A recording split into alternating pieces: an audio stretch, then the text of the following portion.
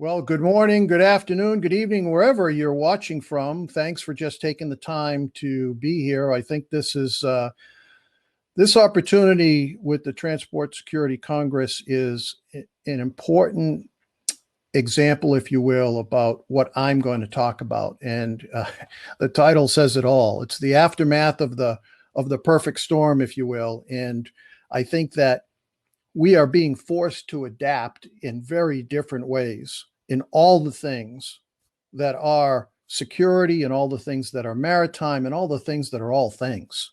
And I think as we look at training in particular, there's an opportunity here. It's not necessarily so much a crisis as it is really an opportunity. So that's what we'll talk about. Let's get into it a little bit. Let me tell you a little bit about me. So not that we planned this, not that Bruce said, hey, I don't have a bio or anything to share. I kind of built it this way. So I like to say I have a unique perspective. I have experience at both the local level, at the county level, at the federal level, at the private sector level, at the nonprofit level. And I like to tell people I speak multiple languages because of that. I currently am the executive director for the National Maritime Law Enforcement Academy. Prior to that, I was the director of boat operations and training for all 50 states through the National Association of State Boating Law Administrators. Before that, I was the chief intelligence and domestic security officer for the state of Florida. And then before that, notice I'm not giving you years here, so you can't try and figure out how old I am. But before that, I did retire from the Coast Guard as a chief warrant officer and a port security specialist. And in all that time, my career was embedded in training in some shape or form.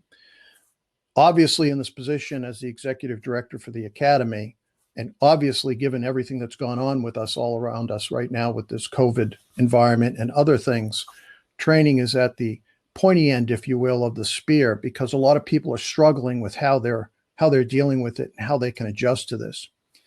I like to say the Academy's mantra is strength through knowledge. And my personal mantra, it was the mantra that we used, the slogan we used with the company that I formed back in 2007, Maritime Security, and it was Preparo Custodes, which means ready the guardians. And so they're built off of each other. How do you ready the guardians? Well, guess what? You train them, you create strength through knowledge that you provide them. Just a little snapshot on the Academy. We're an academy with no walls. It was formed under the guidance of Admiral Seiler, who was the 15th Commandant of the United States Coast Guard. And we focus on bringing the classroom to the docks, to the rivers, to the lakes, to the bays, to the harbors, to the ports. And that's been going on since 2000. So when you look at this world we're in right now, and you look at how we need to adapt, that's kind of in our DNA. We've been looking at how to adapt to the needs of our constituents for over 20 years. It's all about continuously improving the readiness of our guardians. So I talked about this being the aftermath of the perfect storm. What just happened? What hit us? I think some of us are still sitting there thinking.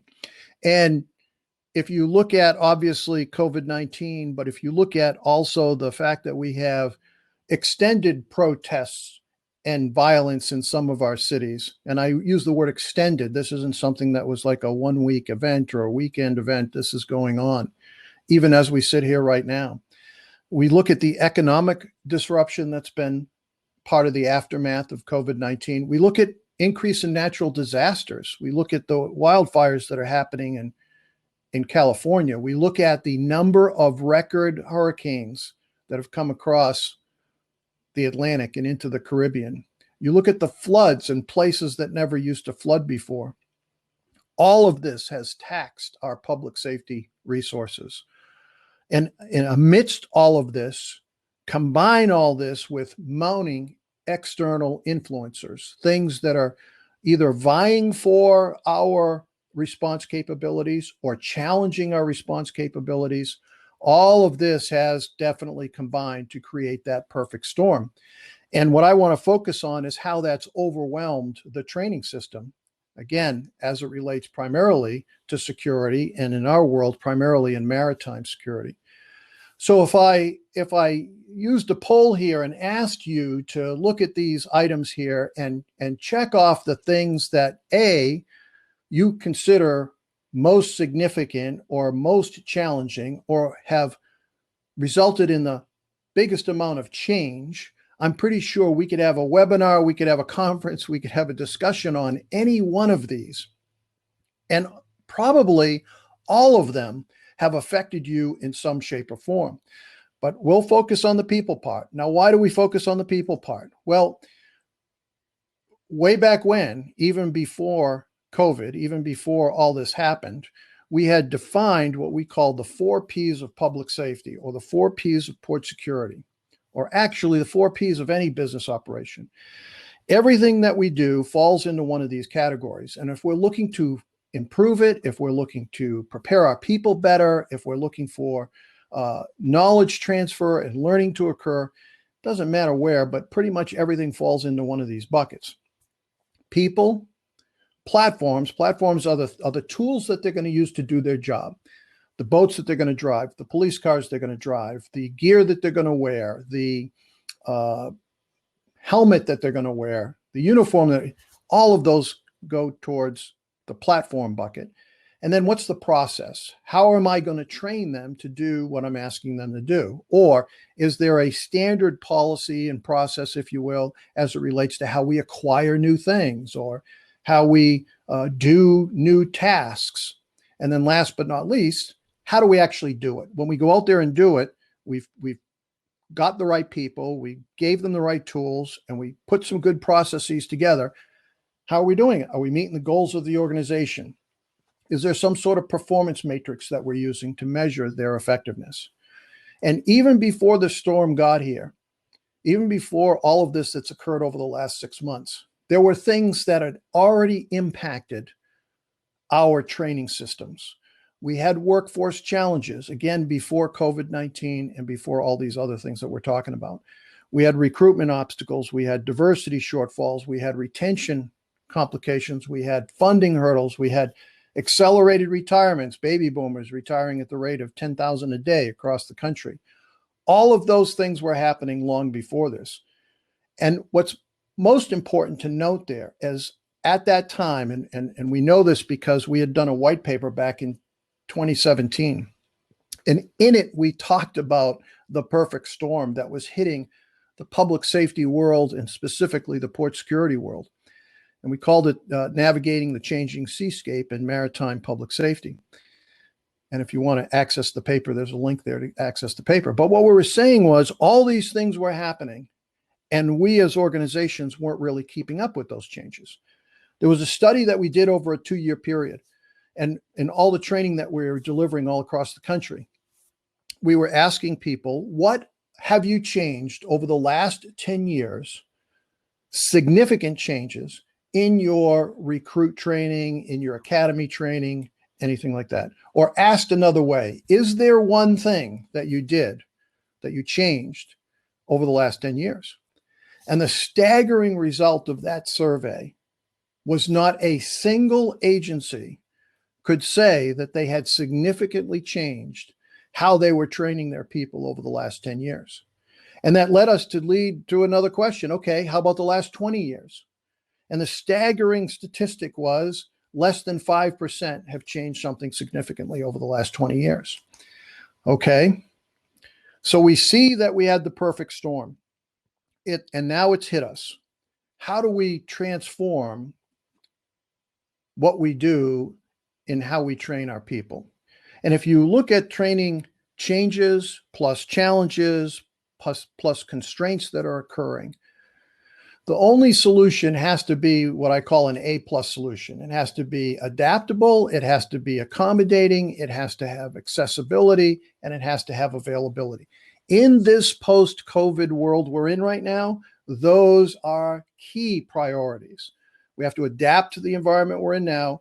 We have to accommodate all these restrictions that we might have organizationally and with our people.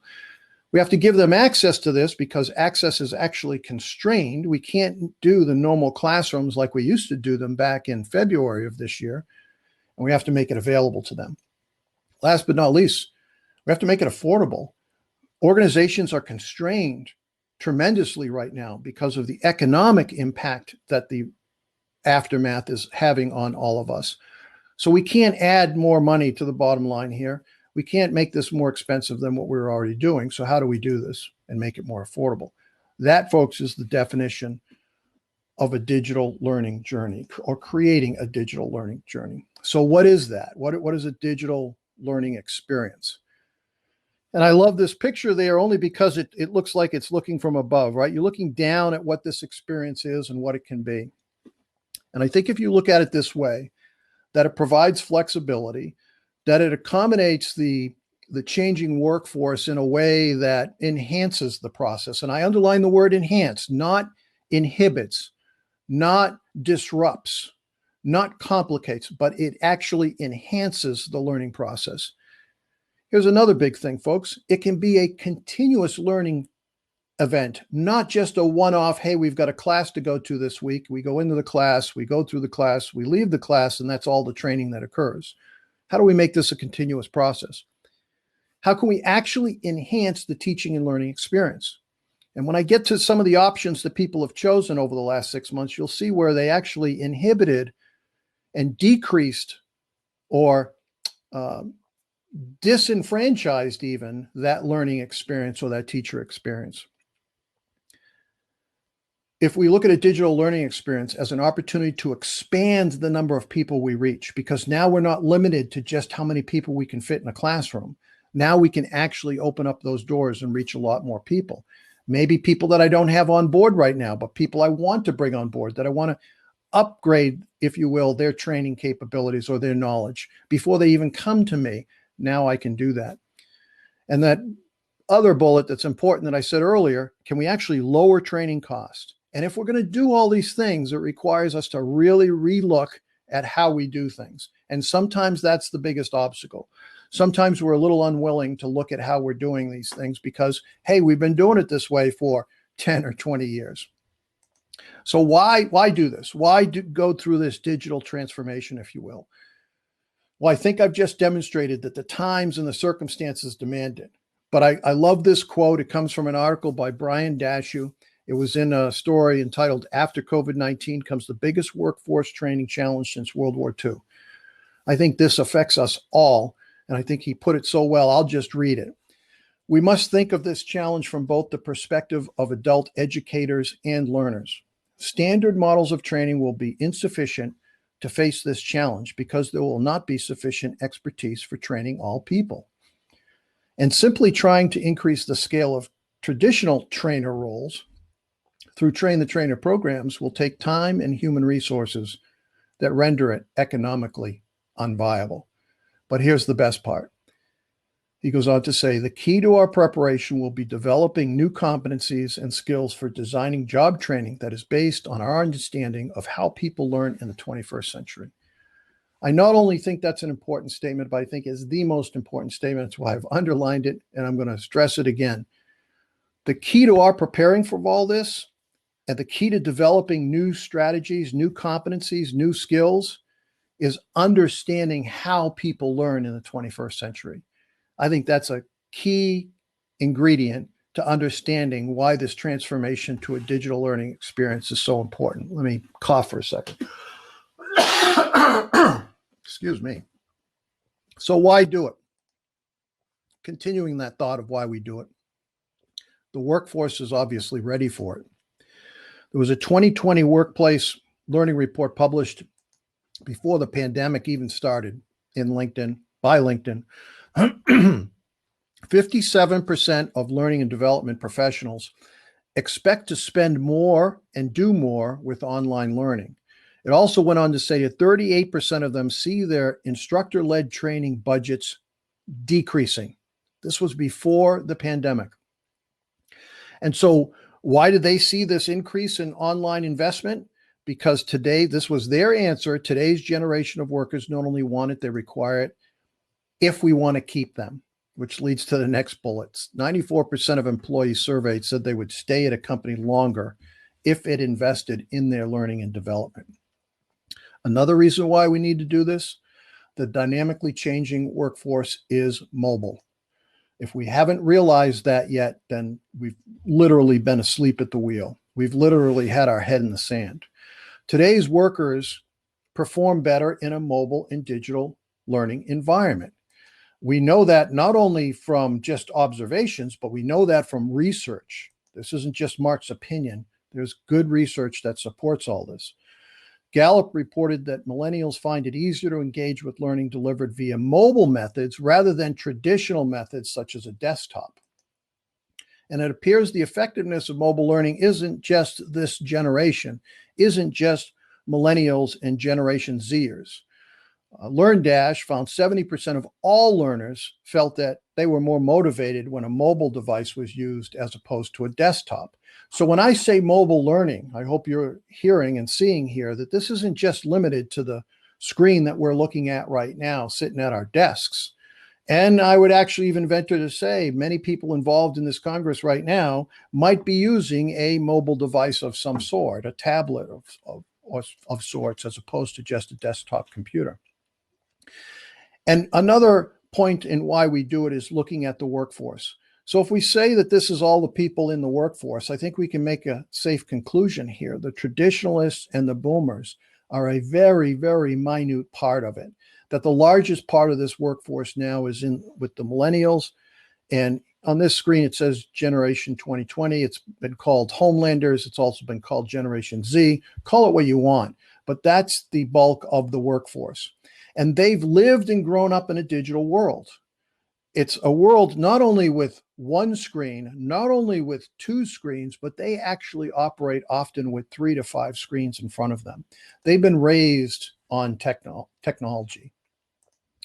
Last point I'll make about why to do it, it works. The U.S. Department of Education did a study and they looked at 99 different evaluations of online versus classroom learning. And this was their conclusion. Students in online conditions performed modestly better on average than those learning the same material through traditional face-to-face instruction.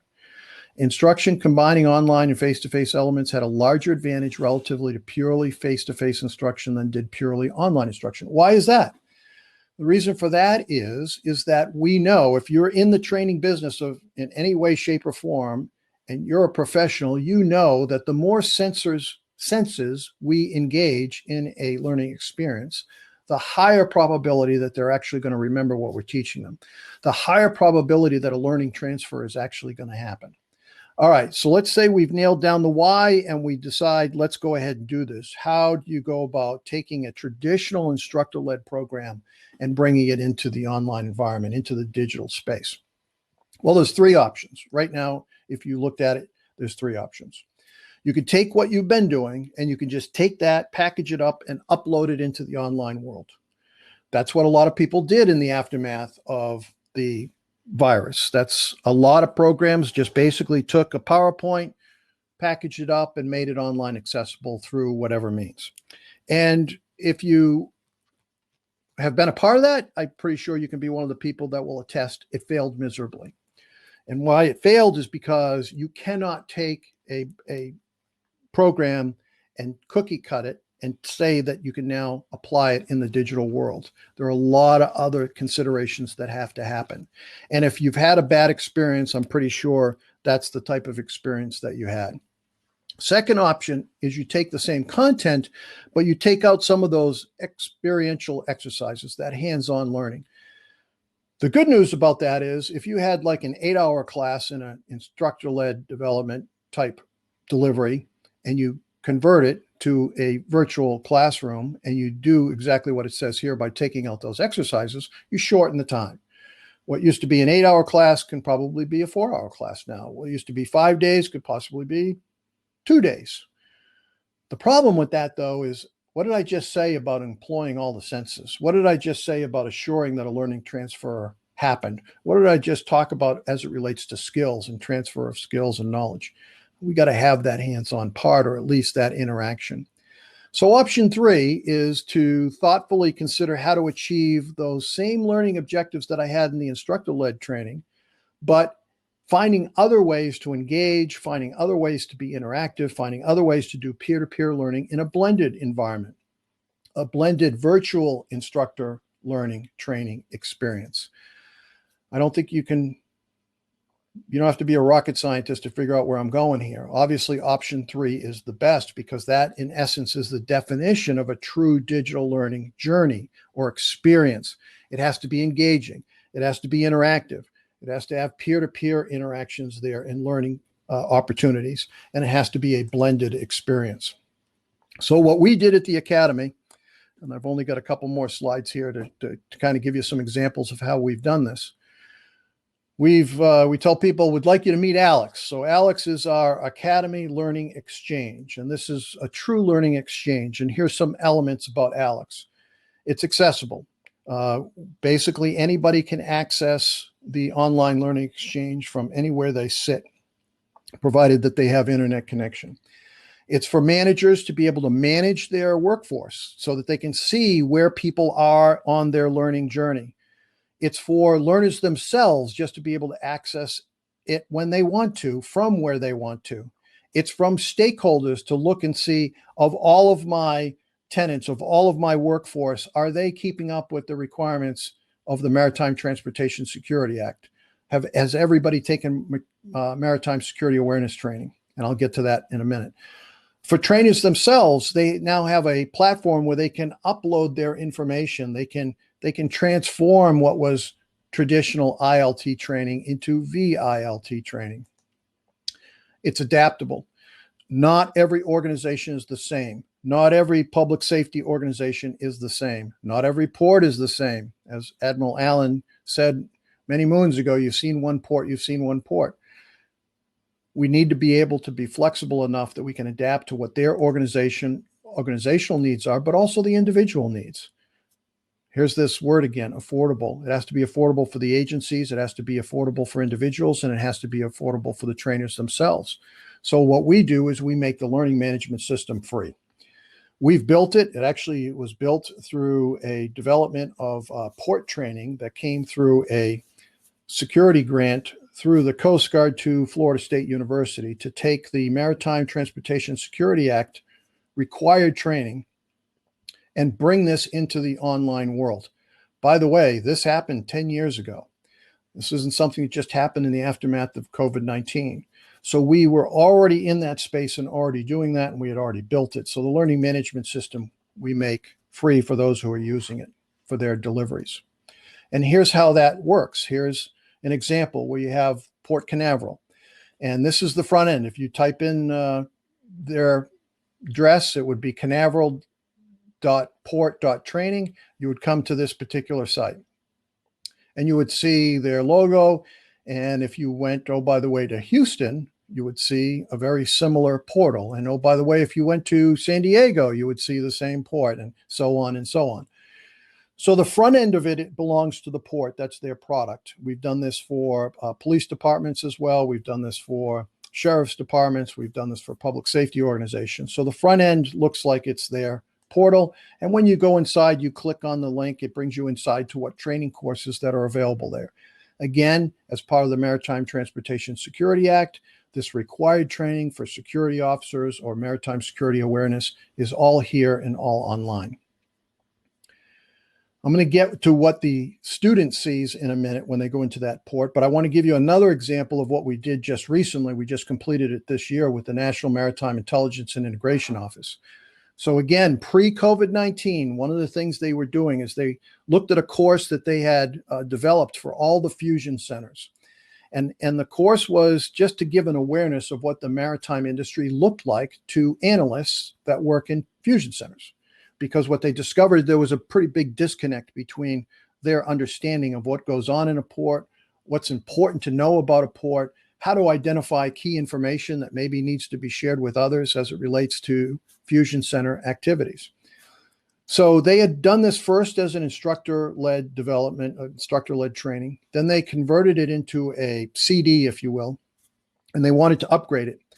And they came to us in the first desire was just basically to upgrade the CD. And what we said is the world we live in right now, I don't think too many people have CD players on their computers anymore. And as a joke, I just asked you to look at your desktop or your laptop and see if there's a CD player there. I doubt there is. We said that the better place to do this was actually in the online world.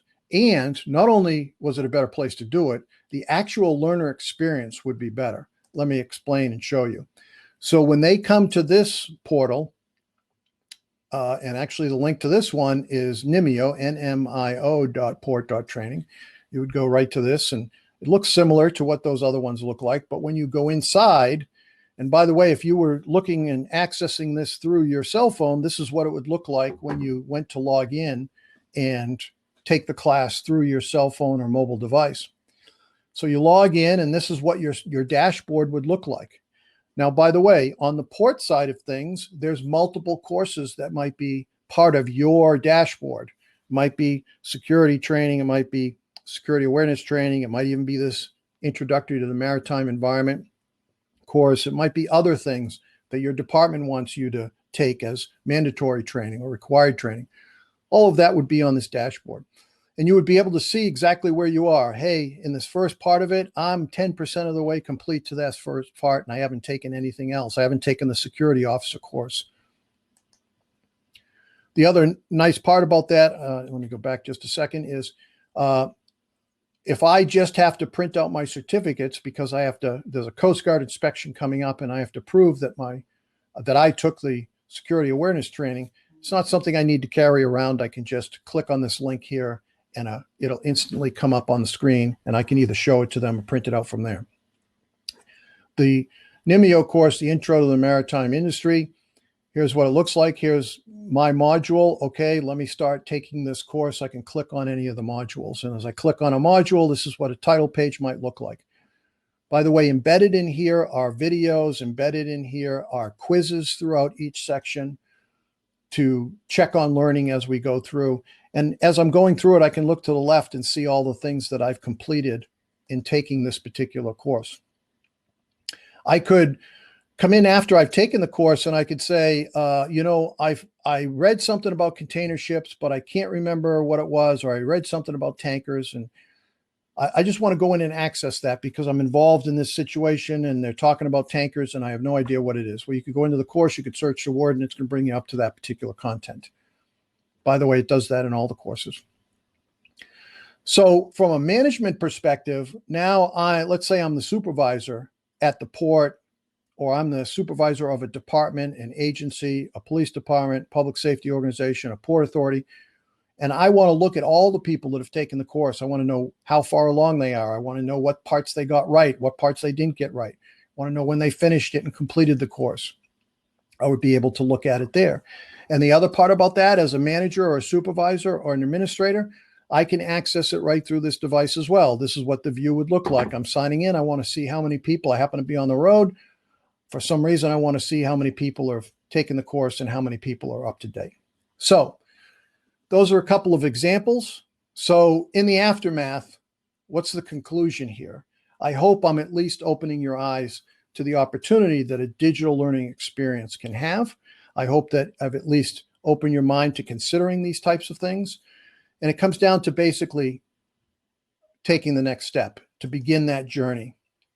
I think the most important thing for you to understand is we always have an opportunity to improve the quality of instruction and the learning experience. Whether this was COVID driven or not, we have that opportunity to make it better. And right now, given the challenges that we have, we can take our training to actually a higher level than what it is. And we can shape the future of the classroom by exploring the benefits of a virtual classroom. And we can do it with solutions that are adaptive, that are efficient, that are effective. And basically, we can prepare our guardians of tomorrow.